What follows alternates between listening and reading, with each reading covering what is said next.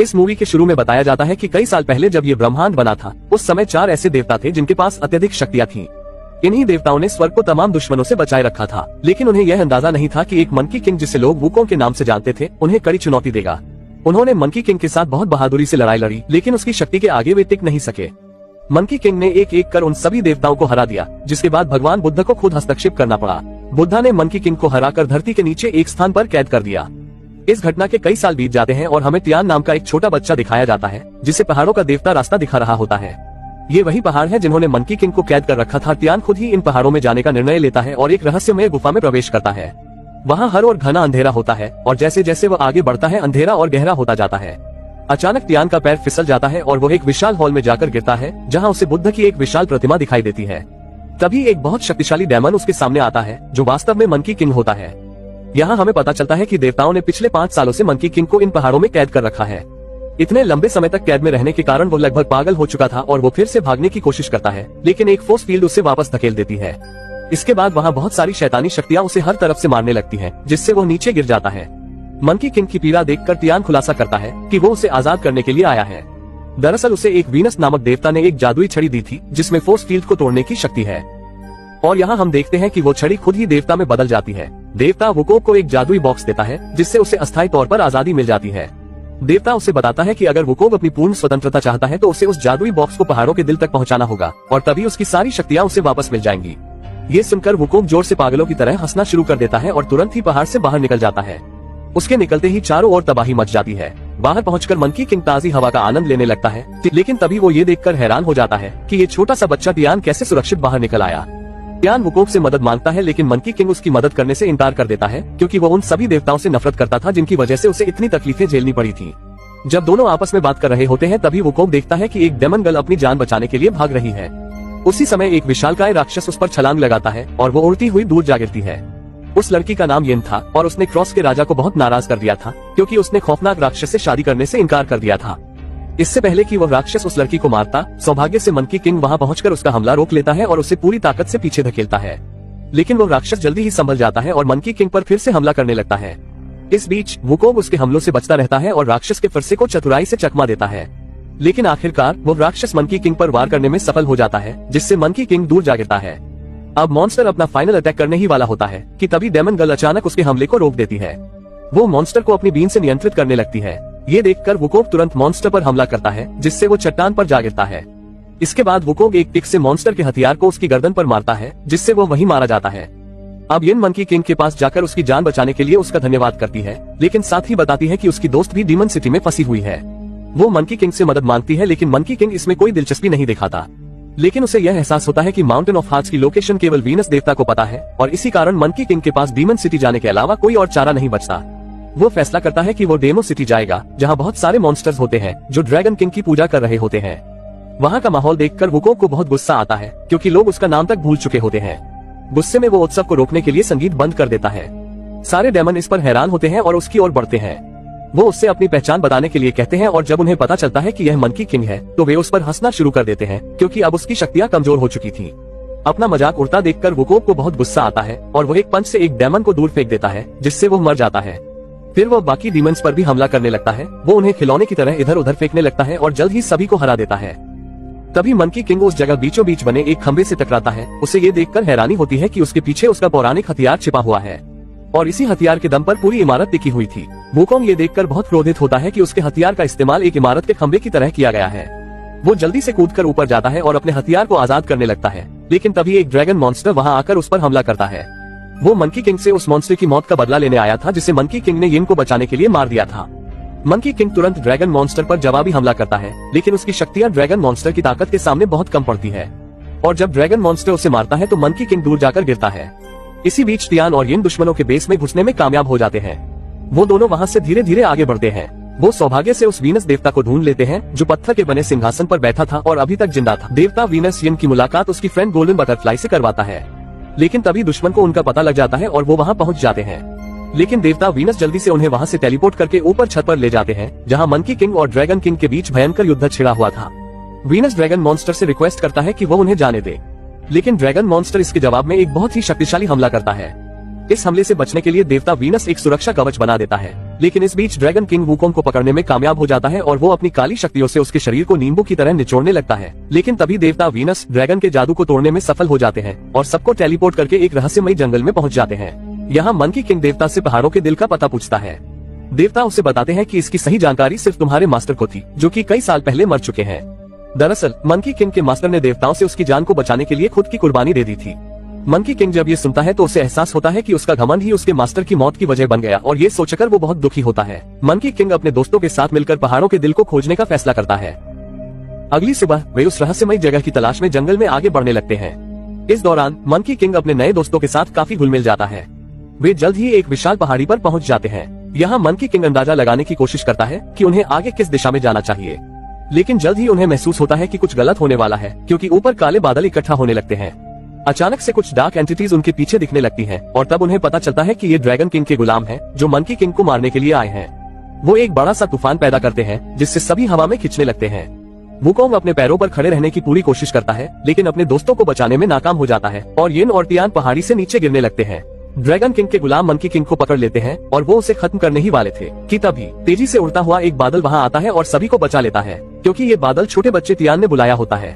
Monkey king उसकी शक्तियों को देखकर हैरान रह जाता है, लेकिन टियान अभी छोटा था और उसे सही से ड्राइविंग नहीं आती थी, इसलिए उन्हें बीच रास्ते झटके लगने लगते हैं, जिससे डीमन गर्ल की जादुई बीन नीचे गिर जाती है और पास की एक झील में खो जाती है। तभी पता चलता है कि वहाँ मौजूद लोग एक खतरनाक डीमन से छुटकारा पाने की कोशिश कर रहे हैं और उन्होंने एक डीमन हंटर को भी हायर किया हुआ था, जिसका नाम जूलियन था। वो झील के किनारे एक अनुष्ठान कर रहा होता है, लेकिन उसकी हरकतों से साफ पता चल रहा था कि वो वहाँ केवल लोगों से पैसे लूटने आया था। जल्द ही काले बादल और भी गहरे हो जाते हैं और उनमें से 3 रहस्यमयी वस्तुएं नीचे गिरती हैं, जो अंततः उनके गांव में जा गिरती हैं।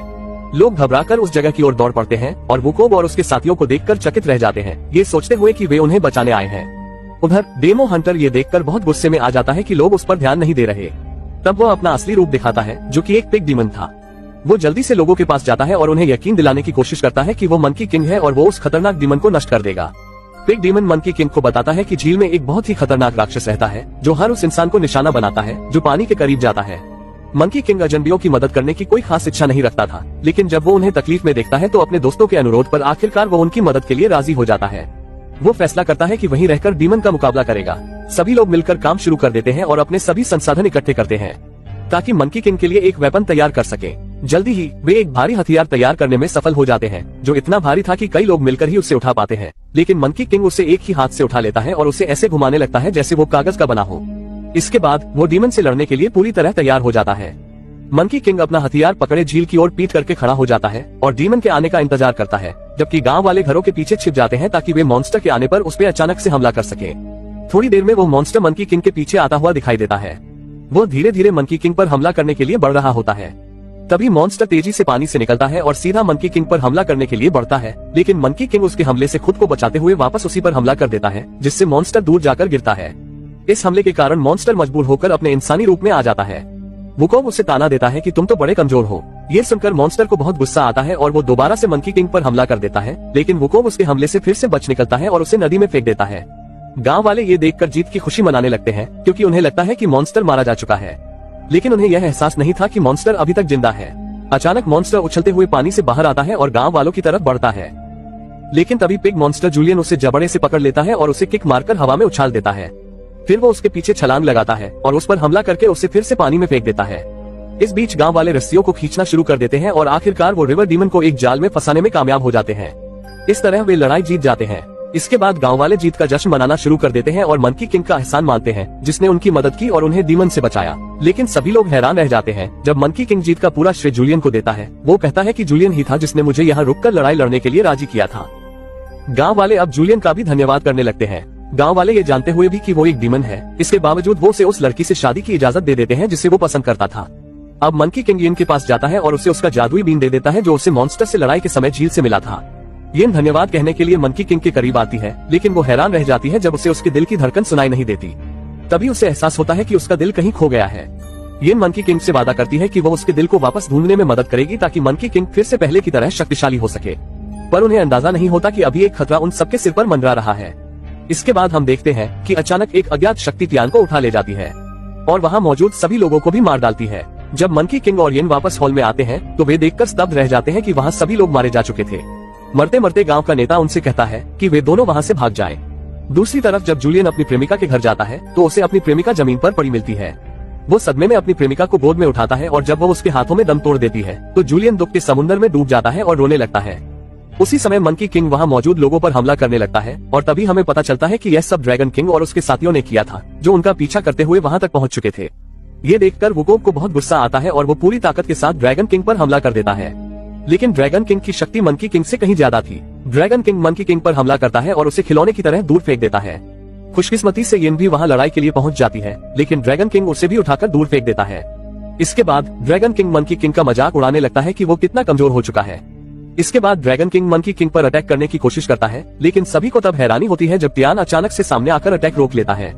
टियान अपनी सारी छिपी हुई शक्तियों का इस्तेमाल करते हुए अपने दोस्तों को बचा लेता है और ड्रैगन मॉन्स्टर को पीछे धकेल देता है। हालांकि इसके बाद टियान बेहोश हो जाता है। ये देख ड्रैगन मॉन्स्टर को अंदाजा हो जाता है कि इस बच्चे के अंदर बहुत शक्तियां छिपी हैं।